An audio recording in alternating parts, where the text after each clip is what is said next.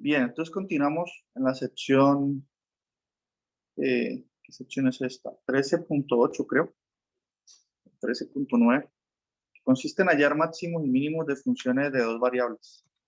¿Listo? En la última reunión hicimos una introducción a este tema. Sí, comentamos que Profe, este es ¿le un puedo preguntar teorema, algo? ¿sí? Una pregunta. Usted graba la clase con otro equipo, ¿cierto? ¿Será que usted puede poner las pantallas que aparecen pequeñas? Porque es que en la grabación siempre hay como que un vacío en eso y no se ve bien lo que usted escribe al otro lado de la pantalla. Ah, ¿por qué? Porque soy, o sea, aparece una pantallita ahí en una esquina, ¿cierto? Aparecen cuatro. Cuatro De, pantallas. sí, Mm, pero yo creo que eso no es todas las veces, ¿cierto? son Algunas, todas. todas. Sí, señor. Ah, ya. Entonces tengo que apagar esta cámara, mejor dicho. Ahí. Yo creo que ahí ya no se ve. Sí, ahora sí que... Porque es que aparecen esas pantallas de una donde yo aparezco y los asistentes. Por acá en esta esquina, ¿cierto? Aquí. Sí, señor. Bueno, pero habíamos comentado que, bueno, la definición de mínimo relativo, máximo relativo es una definición intuitiva, ¿sí? Y en definitiva dijimos que una función, o hablamos sobre ese teorema, que una función tiene un extremo relativo. Aquí se usa la palabra extremo, quiere decir que puede ser máximo o mínimo, ¿no? Inclusive punto silla, voy a hablar sobre los puntos silla. Entonces, la función tiene un extremo si el gradiente de la función se anula en este punto. Bien, de hecho esa es la definición de punto crítico, es aquel punto donde el gradiente se anula. ¿Listo? Y si nosotros recordamos eh, qué significa el gradiente en términos de derivadas direccionales y todo aquello que vimos en la clase una semana antes, ¿sí? Nosotros dijimos lo siguiente, miren, si usted tiene una función de dos variables y la grafica sobre una superficie, ¿sí? Podemos pensar que esa superficie es una colina, ¿cierto? Y habíamos dicho que el vector gradiente tiene la interpretación de que me indica las direcciones de máximo crecimiento de la función, ¿sí? Entonces, si usted está por aquí, sobre la colina, pues el vector le dice, no, pues el vector gradiente indicará en qué dirección crece más rápido la función. Por acá, por ejemplo. Y se mueve en esa dirección y ahí encuentra el máximo crecimiento de f. ¿Listo? Entonces, si ustedes notan qué pasa si nosotros estamos aquí en la cúspide ya, ¿sí? Este sería un punto de máximo, un punto máximo. Entonces, si yo calculo el gradiente allí, el gradiente, ¿qué me va a decir? Él va a decir, bueno, yo tengo que indicar dónde hay mayor crecimiento de la función, ¿no? Dónde hay mayor crecimiento. Pero como yo estoy en el máximo, entonces el gradiente que tiene no me puede decir vaya en esta dirección, porque ahí decrece la función. Si me apunta en esta dirección, también decrece. Y en cualquier dirección que apunte, pues la función decrece. Entonces, el gradiente no puede apuntar en ninguna parte porque ya estoy en un máximo, ¿sí? O sea que el gradiente no existe. O sea, el gradiente en un máximo tendría que dar cero, ¿no? Ya que el gradiente señala las direcciones de máximo crecimiento. Y ya estoy en el máximo, no le queda otra alternativa que ser cero. ¿Listo? Eso es un poco la sustentación de por qué se define el punto crítico de esa forma, ¿no? Eso es. Entonces, y la misma interpretación la puedo dar cuando tengo un punto mínimo, ¿cierto? Entonces, ya sabemos cuáles son los candidatos a ser máximos o mínimos de una función de dos variables, aquellos donde el gradiente se anula. Y justamente en la última reunión, mm, habíamos quedado en, después de usted encontrar los candidatos a extremos, ¿cómo los clasifica? ¿No?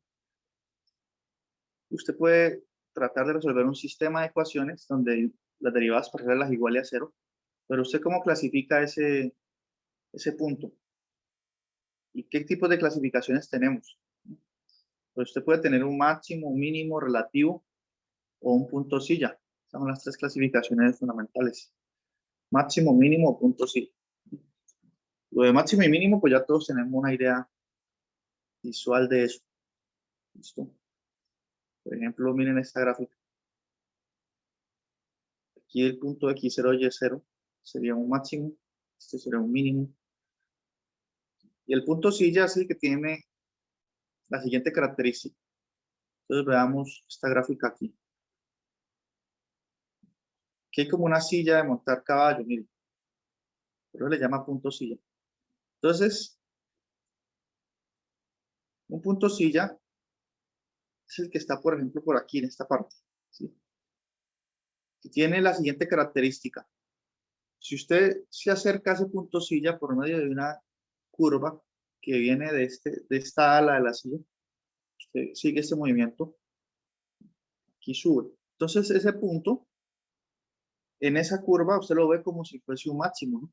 Sí, lo ve como, perdón, lo ve como si fuese un mínimo. Tiene que estar bajando la curva y sube, es un mínimo. Pero si usted viene por esta ala de la silla, llega acá, ¿sí? Con esta curva, lo ve como si fuese un máximo. ¿Sí? Tiene esa dualidad. Entonces, a ese tipo de puntos se le llama punto silla. ¿Sí? Y el teorema que vamos a ver a continuación logra detectar cuando un punto tiene esa cualidad de ser silla. ¿Sí? Entonces, el teorema importante de hoy pues es este. Criterio de las segundas derivadas parciales. Bien. Entonces dice, bueno, suponga que usted tiene un punto AB en el que ya usted verificó que el gradiente se anula, es decir, estas derivadas parciales dan cero. Suponga que ya usted sabe quién es AB, ¿no? Entonces usted debe calcular esta cantidad que llamamos D, este numerito D, ¿sí? Ese D, ¿de dónde viene? Eso viene de la matriz de segundas derivadas parciales de F, ¿sí? La matriz hessiana F. Aquí el libro no hace mucho énfasis en eso, pero podemos comentarlo así rápidamente. Tiene F, una función de dos variables. Si usted puede definir dos matrices, el jacobiano F. No, más bien aquí no cabe el jacobiano, tendría que tener dos funciones. Más bien el hessiano, o la matriz hessiana F, que se denota así. Hessiana F. Y la siguiente matriz, miren. Donde están todas las derivadas de segundo orden de F. Entonces, está F, X, X, F, Y, X. ¿Sí? F, X, Y F, Y. Entonces, esa es la matriz hessiana de F, con las derivadas de segundo orden. ¿Sí? Entonces, esa cantidad de que aparece en el teorema es nada más y nada menos que el discriminante de esta función, de esta matriz, perdón. El discriminante es multiplicar este por este menos la otra diagonal. ¿Sí?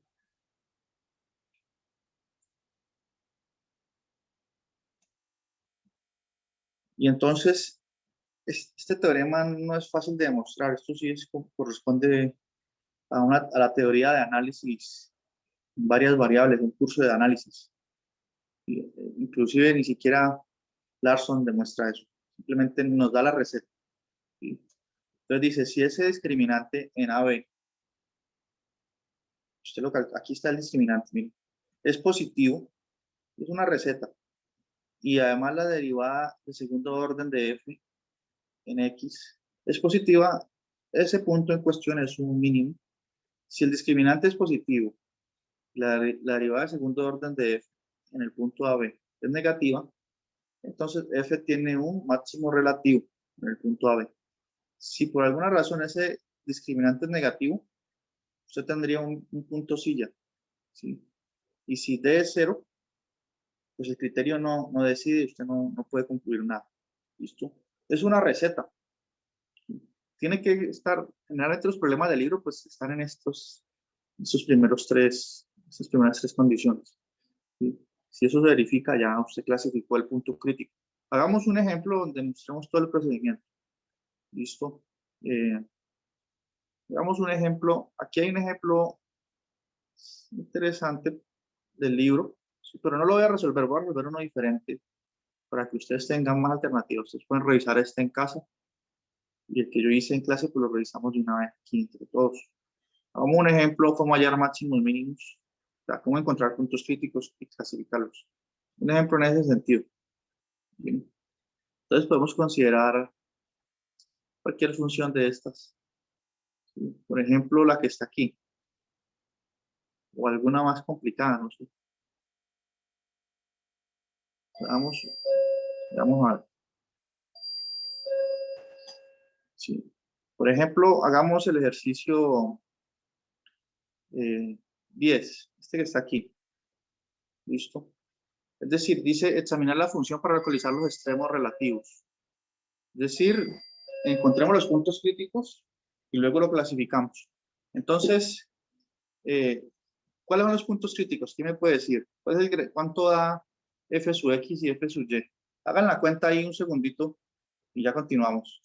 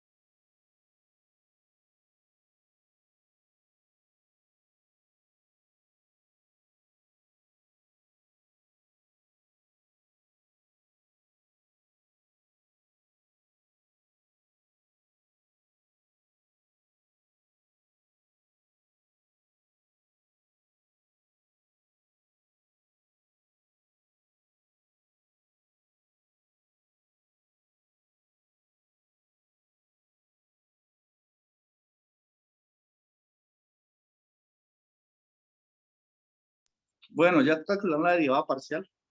Ponen aquí la interrupción. Bueno, entonces sería, cuando derivo con respecto a x, me daría 4x más 2y, ¿no? De esa función. Entonces aquí me va a quedar una especie de sistemita. Sería 4x más 2y. Y recuerden que debo igualar esto a 0. Estoy buscando el punto crítico apenas. Profe, pero no faltaría un 2, 4x más 2y más 2, porque hay un 2x Sí, pero por ahí. es que yo derivé de una vez, ¿no? O falta derivar más. Sí. 4x más 2y. Más 2 me dice usted, me faltó. Sí, tiene razón. Señor. Correcto. Más 2. Igual 0. Y si derivo con respecto a y, eso da ¿cuánto?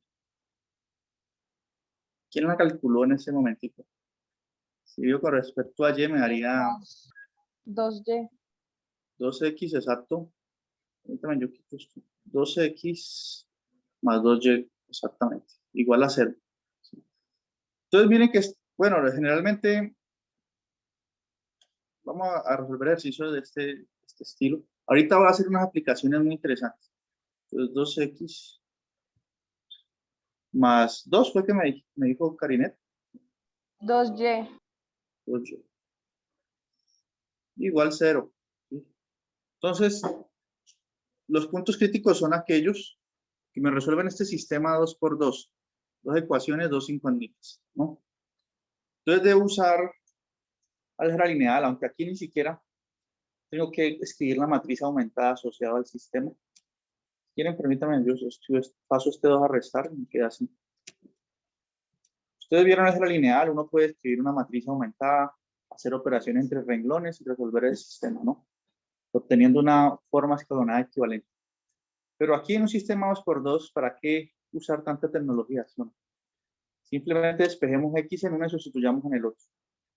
Por ejemplo, este 2 que aparece aquí, lo podemos factorizar y pasar a dividir al 0 y desaparecen. Permítame un segundo. Sí, 2x. Podemos hacer eso. Entonces este 2, antes lo podemos quitar. Y por lo tanto, es un caso sencillo. Ahorita hacemos otro más interesante aún. Por lo tanto, aquí me queda que y es igual a menos x, ¿no? Y sustituyendo en la ecuación 1 me queda que 4x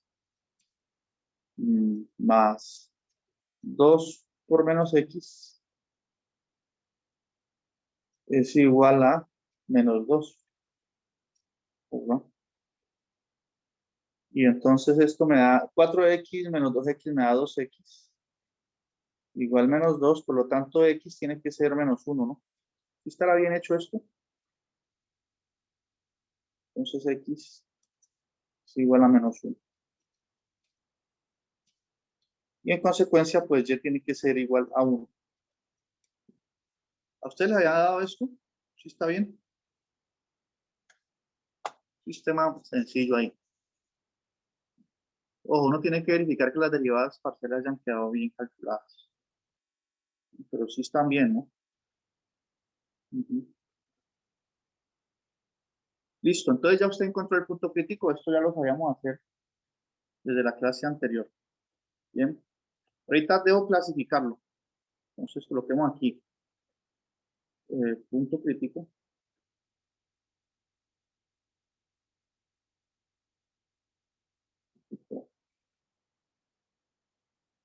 Punto crítico es menos 1, 1.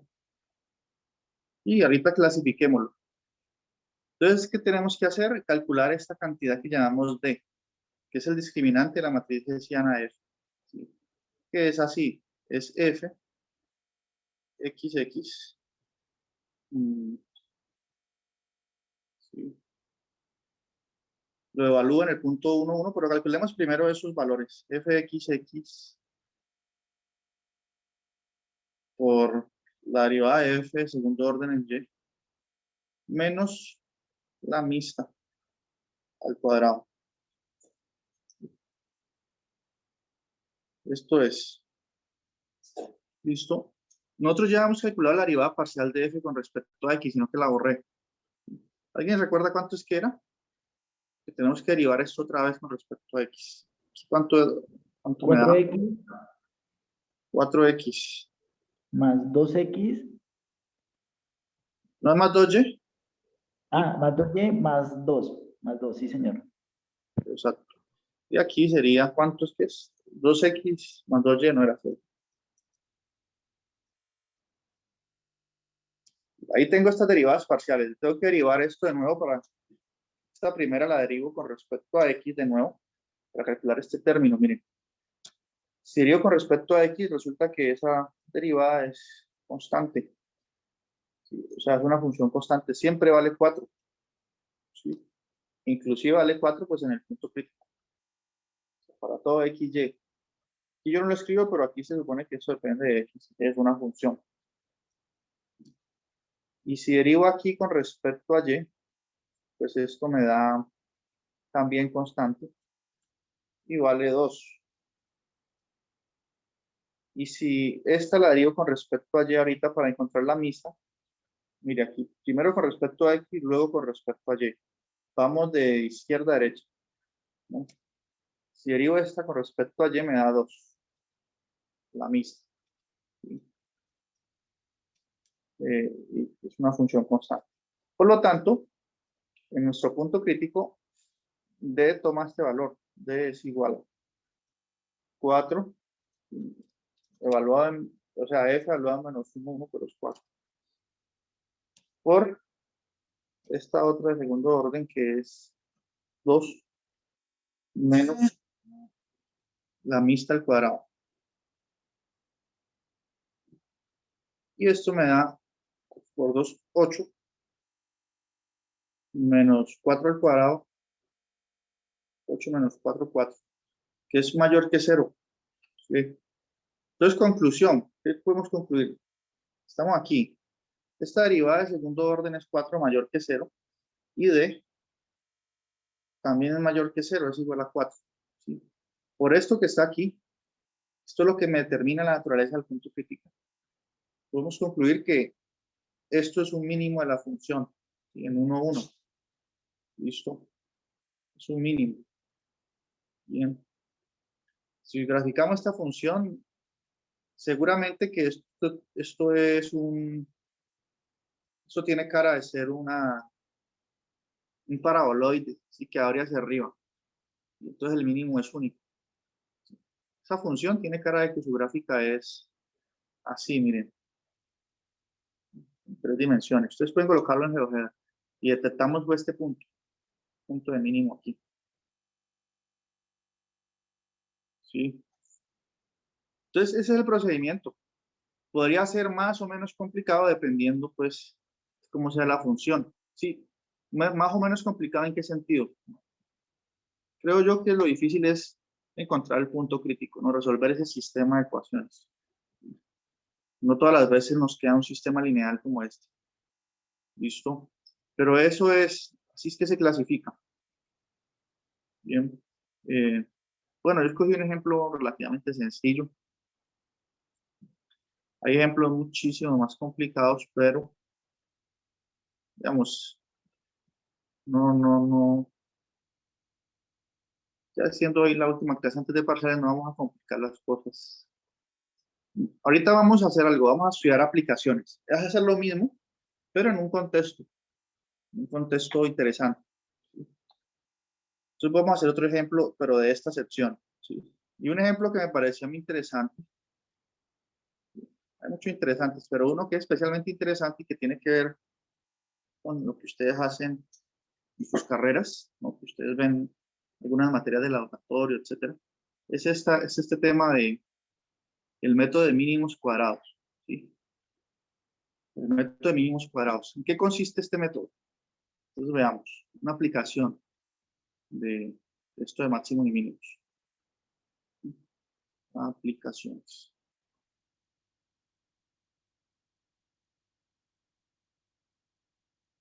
Aplicaciones. Lo tengo aquí, 1. Entonces, supongan que ustedes están haciendo una práctica de laboratorio y logran obtener algunos datos, ¿no? Experimentales, ¿cierto? Entonces ustedes pueden, digamos que un experimento donde ustedes tienen 2 datos. Ustedes dan unas condiciones iniciales y obtienen una salida, una X y Y. Entonces supongamos que usted repite el experimento n veces. Entonces obtiene estos puntos, X1, Y1, X2, Y2, etc. Yo ya les digo cuál es la situación que queremos resolver. Suponga que usted grafica estos puntos en el plano cartesiano, eje X y eje Y. Por aquí grafica un puntico de su experimento, de X1, Y1. Por aquí graficará otro punto, por acá otro, por acá otro. ¿Sí? ¿Verdad? Entonces lo que deseo es lo siguiente. Yo quiero hacer una interpolación de esos números, o mejor dicho, ¿cuál será la recta? Supongamos que en su modelo la relación entre X y Y es lineal. ¿Sí? Pero pues como usted está haciendo un experimento, eso puede causar, o sea, los puntos no dan exactos, no dan una línea exacta. Hay muchas condiciones externas que afectan su experimento. Pero entonces usted ya tiene esos 4 valores, por decir algo. Usted quiere trazar la recta que mejor interpola o aproxima esos puntos, ¿cierto? ¿Verdad? ¿Alguien haya visto esto alguna vez en algún laboratorio? El método de mínimos cuadrados. Entonces hay infinitas rectas, ¿no? Si usted coloca esta recta no es muy buena porque pues une exactamente estos 2 puntos, pero deja por fuera de estos 2. Está muy lejos de estos 2. No interpola bien allí. Si usted hace esto, pues digamos que interpola bien estos 3 puntos, pero este cuarto está como muy lejos acá. Entonces usted quiere una recta que intuitivamente pase así, más o menos así, que esté cerca más o menos de todos los puntos. Bien. Entonces aquí tengo que definir la noción de cercanía, o tengo que ser más exacto en términos matemáticos de qué es lo que quiero. Quiero minimizar qué, ¿sí? Entonces voy a decir, yo quiero minimizar los errores cuadráticos, ¿sí? Yo quiero que esta distancia aquí, digamos que este es un errorcito 2. Aquí la distancia del punto a la recta, que este es un errorcito 1. Quiero que estas distancias sean lo más pequeñas posibles, ¿sí? Entonces necesito saber qué recta hace eso, que minimice las distancias. Recuerden, la distancia de una recta, o de un punto a una recta, ¿cuál es? Es el segmento que une el punto con la recta y forma un ángulo de 90 grados, ¿no? La distancia de un punto a una recta. No puede ser esta la distancia, ¿no? Si usted le dicen, vaya de este punto a la carretera, usted se va, es así, tomando un ángulo de 90 grados con carretera. Entonces yo quiero minimizar las distancias, ¿sí? Entonces, ¿cómo hago eso? Bien, entonces, primero que todo digo, supongamos que la ecuación de mi recta es así. La ecuación de la recta es y igual a x más b. La pendiente es a, b es el punto de corte de la recta con el eje y. Entonces, usted lo que quiere minimizar es lo siguiente. En el punto x, y, por ejemplo, digamos que este es el punto x y y. Usted quiere minimizar es que, o digamos que usted quiere minimizar es, ¿cuánto arrojaría la recta? ¿Qué valor me arrojaría la recta en el punto x, y? ¿Sí? Me arrojaría este. Y le resto el que usted obtuvo experimentalmente, el y. Y esa es la distancia que usted quiere minimizar. Pero como quiere minimizar el error cuadrático, eleve eso al cuadrado. Y sume eso desde i igual 1 hasta n.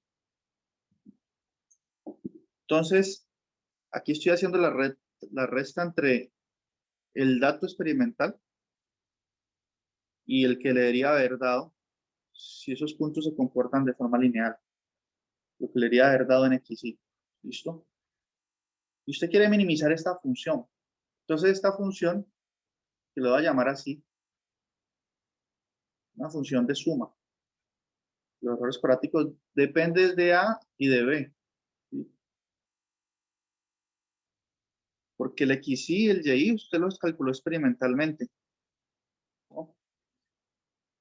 Usted los calculó experimentalmente. Y usted quiere encontrar la mejor recta, y para encontrar la mejor recta, pues una recta se define por el A y el B, la pendiente y el punto de corte. Entonces, esa es su función de errores cuadráticos. Y usted quiere encontrar A y B, quiere minimizar esa función. ¿Listo? Ese es el asunto. Entonces, ¿cómo la minimizo? Ah, bueno, ahorita sí aplico lo que ya sabemos nosotros. Debo hallar el gradiente de esa función y primero que todo debo buscar el punto crítico. Y nuevamente, este es un ejemplito, ahorita sí en el esquema del ejercicio anterior, o el ejemplo anterior. Punto crítico. ¿Cómo hallo el punto crítico de esa función de errores cuadrados? Punto crítico. Entonces, sencillo, miren. Tengo que derivar esa función con respecto a, que lo voy a anotar así, y después lo derivo con respecto a b e igual a 0. Igual a 0. ¿Cuánto da la derivada de esa función con respecto a?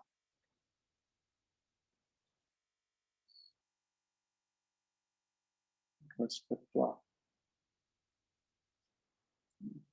Pues tengo una suma aquí. ¿Sí? Entonces, la derivada es lineal, ella entra en la sumatoria. Entonces, la derivada va a dar igual a la sumatoria. para no sobrecargar la notación, ya sabemos que I varía, el índice I va de 1 hasta n. Entonces voy a escribir aquí simplemente la sumatoria en I. Ya, me voy a colocar igual a 1 hasta n. Ya sabemos. Y tengo que derivar esto aquí con respecto a A. Entonces ese 2 pasa a multiplicar toda la expresión que está entre paréntesis. Pues queda así. Más B. Ah, no, menos Y. Ahí derivé lo externo, la función completa, por la interna. Estoy derivando con respecto a, entonces por X y. Listo. Y eso tiene que dar 0. Esta es la derivada de S con respecto a. Lo mismo para calcular la derivada de S con respecto a E. Me va a quedar la sumatoria en el índice Y. Ya sabemos que va de 1 a n. Derivo la función completa, entonces me queda 2 veces a xy más b menos y por la derivada interna. ¿Sí? Pero como estoy derivando con respecto a b, lo interno es b, la derivada de b es 1, entonces por 1 igual a 0. ¿Listo? Ese es el gradiente de la función que es la suma de los errores cuadráticos. Bien. Ahorita debo resolver este sistema de ecuaciones.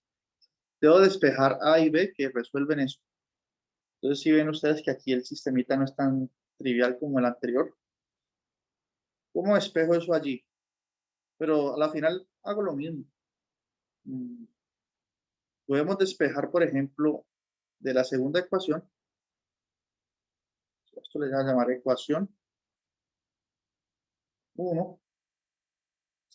Aquí ecuación 2. Listo. Entonces, de la segunda ecuación despejo. Puedo despejar A. Bueno, de la segunda ecuación despejemos B. Y lo sustituimos en la segunda ecuación. Lo único es que hay que lidiar con esos símbolos sumatorios. ¿Listo? Miren que este 2, pues puede salir de la sumatoria, puede colocarse acá, y después se puede pasar a dividir con el 0 y desaparece. Yo lo puedo borrar de una vez. Bien. Hice algo parecido en el ejemplo anterior.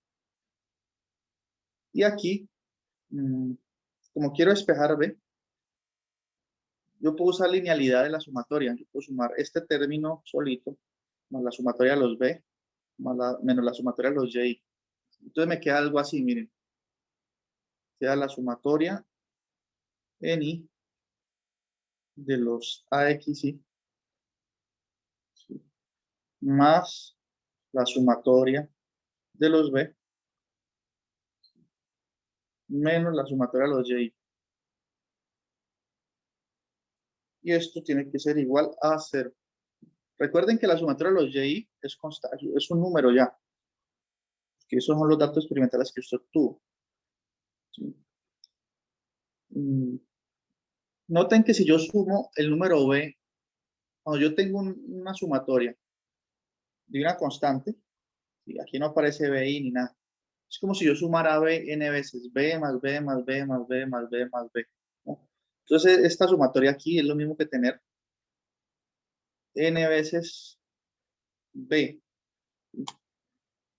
Y ahorita sí puedo despejar B. O sea, B, noten ustedes que va a ser igual a esta sumatoria, queda positiva al otro lado, los Y, menos, paso a restar la sumatoria de los AXY, y divido todo eso entre N. ¿No? Que B está multiplicado por N. Eso es B. Listo. Y ahorita ese B lo sustituyo en la ecuación 1 para despejar A. Poder encontrar la primera coordenada del punto crítico. ¿Listo? Entonces, miren. En esta ecuación, aquí está B. ¿Sí? Debo colocar todo esto. Bien. Pero hagamos lo siguiente.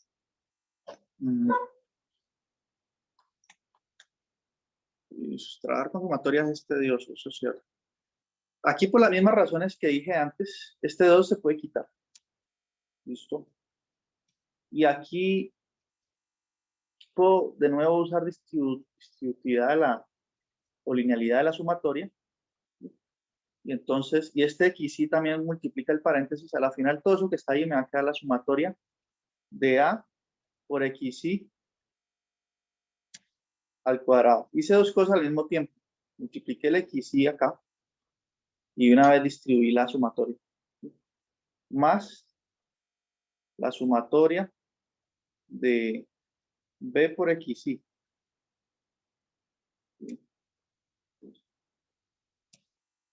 Menos la sumatoria de Y por XY. Estoy reescribiendo la ecuación 1 antes de sustituir B. Y esto debe dar 0. ¿Listo? Aquí el B, como es una constante, puede salir de esta sumatoria. Voy a colocarlo acá. Y ahorita sí. Voy a sustituir B allí. Entonces, B es todo esto que está acá. Entonces voy a colocar aquí un paréntesis. Eso es B. Y miren que B va multiplicado por la sumatoria de los... Borré el XY. Ah, no, ahí está el XY, sino que estamos allá. Va multiplicado por la sumatoria de los XY. Eso que escribí en azul es eso. Listo. Por aquí va la sumatoria de los AXY al cuadrado. Y por acá va restando la sumatoria de los XY por los Y. Como esto está restando, lo puedo pasar de una vez al otro lado a sumar.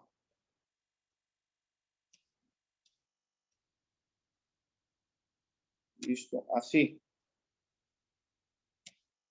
Y ya ya tengo que despejar A. Entonces, aquí tengo A, tengo que extraer todo lo que tenga que ver con A como un factor común para poder despejarlo. Uy, nos quedan 2 minutos. Tengo que hacer esto en 2 minutos. Entonces, miren, este sumatorio distribuye acá y acá. Este A sale la primera sumatoria, me queda una sumatoria de los XY cuadrado, ¿cierto? Y cuando distribuyo todo eso ahí, me queda la sumatoria de los Y, esta sumatoria, multiplicada por la sumatoria de los XY. ¿Sí? La primera distribución. Y esto va dividido entre N. Menos este A de aquí sale, me queda la sumatoria de los XY por otra sumatoria de los XY, entonces queda la sumatoria de los XY al cuadrado sobre N igual a la sumatoria de los Y por XY. Ahora tengo que asociar estos dos términos que tienen el A, factorizo A y lo demás lo paso a restar. Bien, y ahí puedo encontrar A. Nos va a tocar hacerlo en la siguiente sección. ¿Sí? Pero en el libro eso es un teorema, eso que estamos haciendo nosotros. El libro lo presenta como un teorema. ¿Sí? Y nosotros vamos a demostrar que ese punto crítico es exactamente esto que está acá. ¿Sí? De esa forma usted obtiene la pendiente de la recta que mejor interpola esos puntos. ¿Sí? Y si usted tiene A, con la otra relación que encontramos, obtiene este B. Listo, ya estamos a punto de llegar a eso. Si quieren, alguien le toma un capture allí para poderlo continuar ahorita, en esa parte. Ya. Como nos va a poner la llave.